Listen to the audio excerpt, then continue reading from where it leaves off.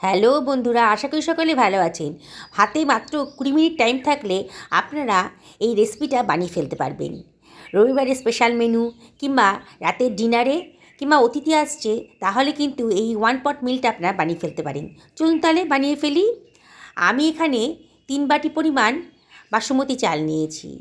আপনারা আপনাদের মেম্বার অনুযায়ী চালের পরিমাণটা কমানো বাড়ানো করবেন। 3 বাটি পরিমাণ চাল নেওয়ার পর আমি চালটাকে খুব ভালো করে 2 থেকে 3 বার জল চেঞ্জ করে করে ধুয়ে নেব। চালের ভেতর অনেক নোংরা থাকে। দেখুন, পরিষ্কার করে 2-3 বার ধোয়ার পর পরিষ্কার জল দিয়ে এটাকে ভিজিয়ে রাখবো 5 থেকে 7 মিনিট।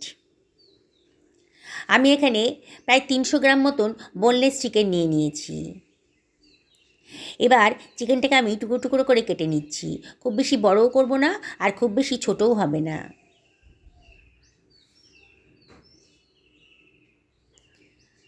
দেখুন বন্ধুরা, আমার চিকেনের টুকরোগুলো আমি কীভাবে কেটে নিলাম। হয়ে গেছে। এবার এগুলোকে আমি একটা পাত্রের ভেতর নিয়ে নিচ্ছি। এবার এটাকে আমি ম্যারিনেট করে নেব। হাফ টেবিল চামচ মতো লবণ দিয়ে দিলাম, আর এর ভেতর আমি দিয়ে দিচ্ছি হাফ টেবিল চামচ মতো ধনের গুঁড়ো, হাফ টেবিল চামচ মতো জিরের গুঁড়োও দিয়ে দিলাম, হাফ টেবিল চামচ লঙ্কার গুঁড়ো দিলাম, আর সামান্য 1 চিমটা হলুদ দিয়ে দিলাম, হাফ টেবিল চামচ আদা রসুন বাটা দিলাম, আর 2 টেবিল চামচ মতো টক দই দিয়ে দিলাম, হাফ টেবিল চামচ মতো কিচেন কিং মশলা দিয়ে দিলাম। কিচেন কিং মশলা না থাকলে আপনারা গরম মশলাও দিতে পারেন। আর হাফ টেবিল চামচ মতো গোলমরিচের গুঁড়ো দিলাম, দারুণ সুন্দর টেস্ট আসবে।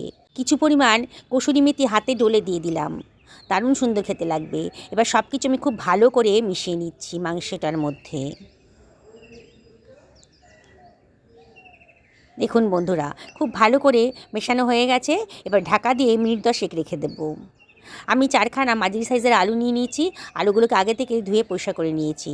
আলুর খোসাটাও কেটে বাদ দিয়ে দিচ্ছি। আলুগুলোকে আমি ডুমু ডুমু করে কেটে নিচ্ছি। কাটা হয়ে গেছে, সরিয়ে রাখলাম। এবার আমি এখানে 4খানা পেঁয়াজ নিয়ে নিয়েছি মাঝারি সাইজের।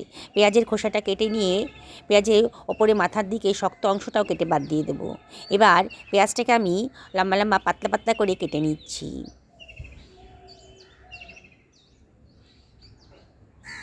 দেখুন, পেঁয়াজটাও কাটা হয়ে গেল।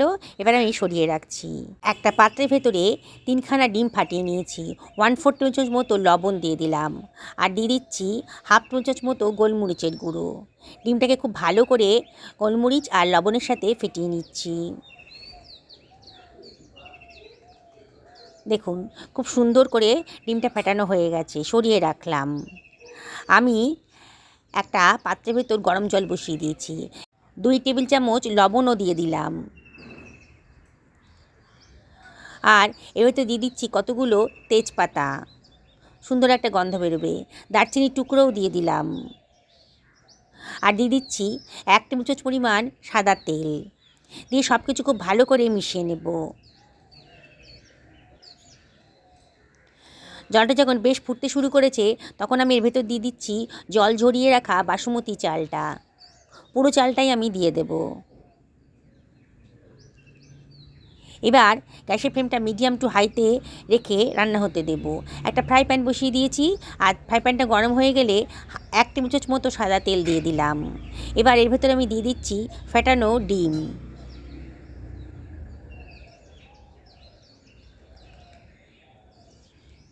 একটু নাড়াচাড়া করে ডিমের ভুর্জি বানিয়ে নেব।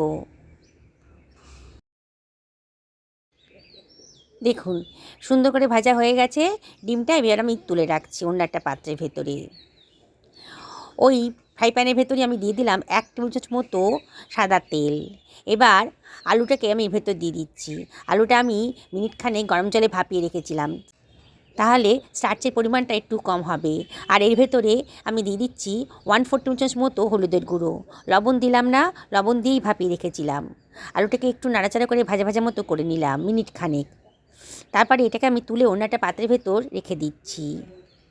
এদিকে আমার ভাতটাও একটু চেক করে নিচ্ছি। দেখুন, ভাতটা কিন্তু মনে হচ্ছে 80% সেদ্ধ হয়ে গেছে, তাও একবার চেক করে নেব।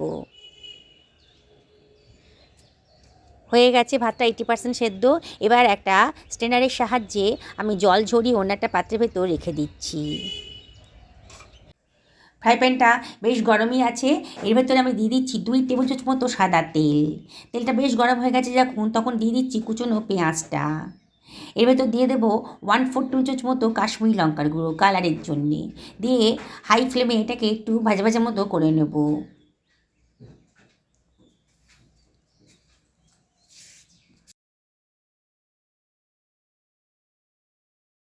হাই ফ্লেমে মিনিট 2 খুব ভালো করে নাড়াচাড়া করে এটাকে ভাজা ভাজা মতো করে নিলাম। এবার কিছুটা পরিমাণ পেঁয়াজ ভাজা বা বেরেস্তাই বলুন, আমি অন্য একটা পাত্রের ভেতর তুলে রাখছি, সরিয়ে রাখলাম। আর বাকি পেঁয়াজ ভাজাটার ভেতর আমি দিয়ে দিলাম গোটা গরম মশলা, দারচিনি, লবঙ্গ আর ছোটো এলাচের মাথাটা একটু ফাটিয়ে দিয়ে দিয়েছি। দিয়ে একটু নাড়াচাড়া করে নিচ্ছি, সুন্দর একটা গন্ধ বেরোবে। এবার একটুখানি সাইড দিয়ে পেঁয়াজটা সরিয়ে দিয়ে আমি দিয়ে দিচ্ছি 1 টেবিল চামচ মতো গোটা জিরে। দিয়ে সব কিছু আবারও তেলের সাথে ভালো করে মিশিয়ে একটু ভাজা ভাজা মতো করে নিচ্ছি। এবার আমি ম্যারিনেট করা চিকেনটা এর ভেতরে দিয়ে দিলাম।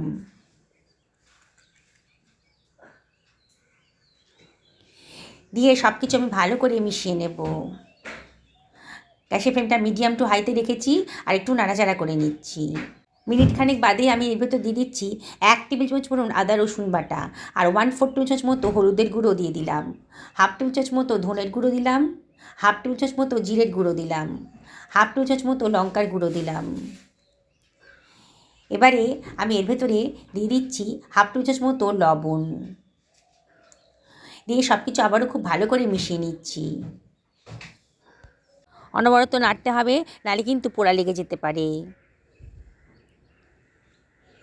এবারে আমি এর ভেতর দিয়ে দিচ্ছি ভেজে রাখা আলুটা। দিয়ে আবারও সব কিছু খুব ভালো করে মিশিয়ে নেব।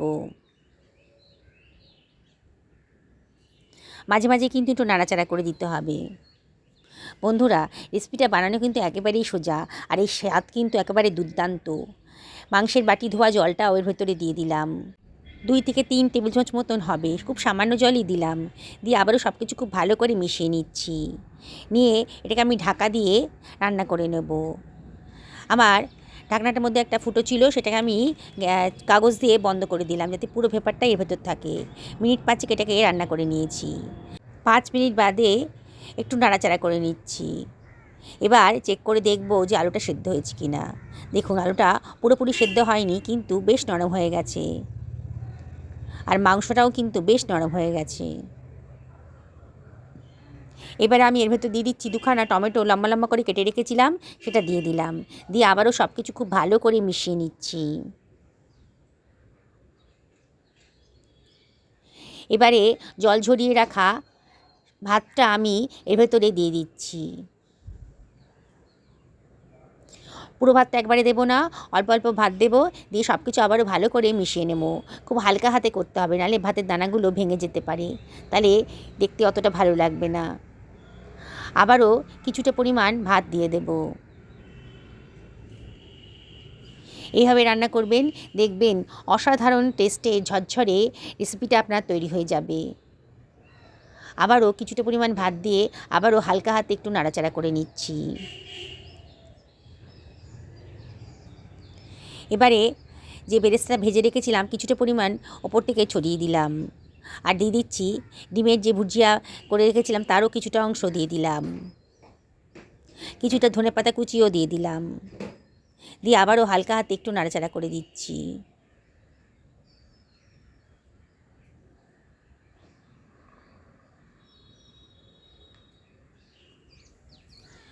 আবারও কিছুটা পরিমাণ ভাত এর ভেতর দিয়ে দিচ্ছি।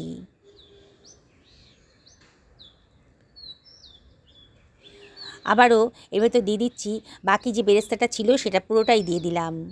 দিয়ে হালকা হাতে আবারও সব কিছু ভালো করে মিশিয়ে নিচ্ছি।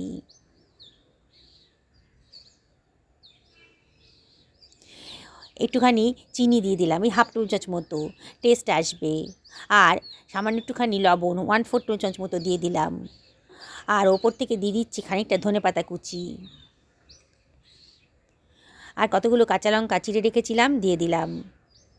বাকি যে ডিমের ভুজিয়াটা ছিল সেটা পুরোটাই দিয়ে দিচ্ছি।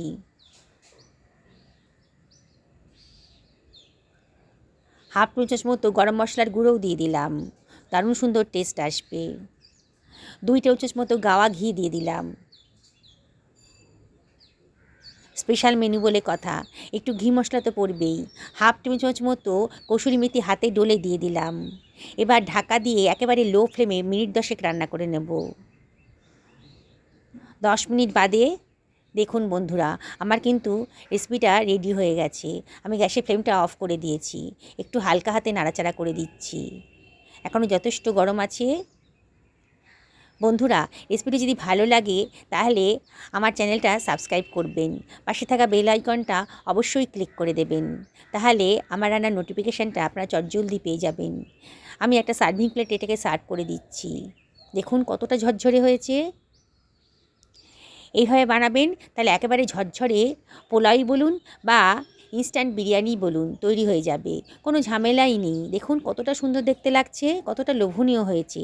যেসব বন্ধুরা ফেসবুক থেকে দেখছেন তাদেরকে আমি রিকোয়েস্ট করবো আমার পেজটা ফলো করার জন্যে। বাড়ির বড় থেকে ছোট সবাই কিন্তু দারুণ মজা করে খাবে। বাড়িতে গেস্ট এলেও এটা বানিয়ে ফেলতে পারেন, রবিবারের স্পেশাল মেনু হিসাবেও এটা তৈরি করে ফেলতে পারেন। আমি আপনাদেরকে আবারও রিকোয়েস্ট করব যে একদিন বাড়িতে বানিয়ে ফেলুন, পরিবারের সকলকে খাওয়ান, নিজেও খান।